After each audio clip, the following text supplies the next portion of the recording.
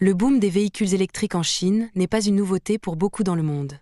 En effet, ce secteur avance progressivement. Tout récemment, en octobre, les ventes mensuelles de véhicules électriques ont dépassé pour la première fois celles des véhicules à moteur conventionnel.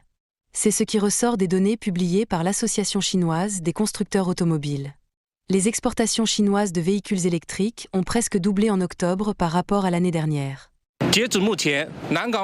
À ce jour, le terminal de Nangang atteint un volume cumulé d'1 million de véhicules roulants en 2025. Le volume des importations et des exportations de véhicules dans le commerce extérieur a augmenté de plus de 40% en glissement annuel, avec une croissance des exportations atteignant 37%.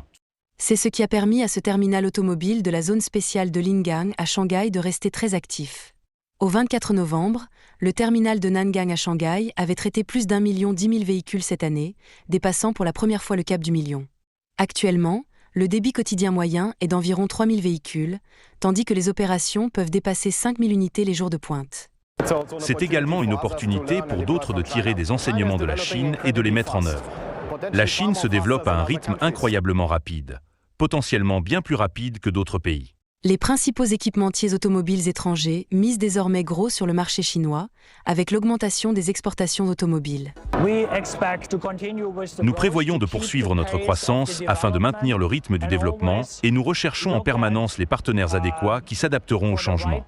Il y a bien sur les constructeurs chinois, le portefeuille de produits, ce que nous développons ici pour le marché chinois, que nous pouvons réutiliser en Amérique du Sud et en Europe pour certains constructeurs chinois. Il ne s'agit donc pas uniquement de véhicules particuliers. L'année dernière, l'équipementier automobile allemand ZF a lancé un nouveau système numérique de détection des pannes pour les camions, spécialement conçu pour la Chine.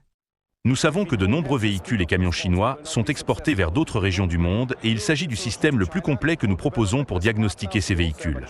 Nous sommes convaincus que le déploiement de ce système hors de Chine connaîtra un essor considérable dans les années à venir. Si nous ne disposons pas de cette rapidité de réponse, nous ne réussirons pas. Nous n'apportons pas de solutions européennes en Chine. Nous les développons en collaboration avec des partenaires. Nous disposons également d'un département recherche et développement spécifique à la Chine. Tout d'abord, parce que les équipements installés sur les véhicules sont spécifiques à la Chine. En Chine, la vitesse de développement est incroyablement rapide. C'est donc l'un des avantages de développer des solutions chinoises ici. Cela permet d'accélérer considérablement le processus de recherche et développement. Shanghai est ainsi devenue une destination très prisée des entreprises européennes. En novembre, la Chambre de commerce de l'Union européenne en Chine a rendu public un document de synthèse sur Shanghai, indiquant que 2/3 des entreprises interrogées trouvaient qu'il était facile de faire des affaires à Shanghai. 74% considèrent que la ville est un meilleur emplacement que d'autres villes chinoises pour implanter un centre de recherche et développement.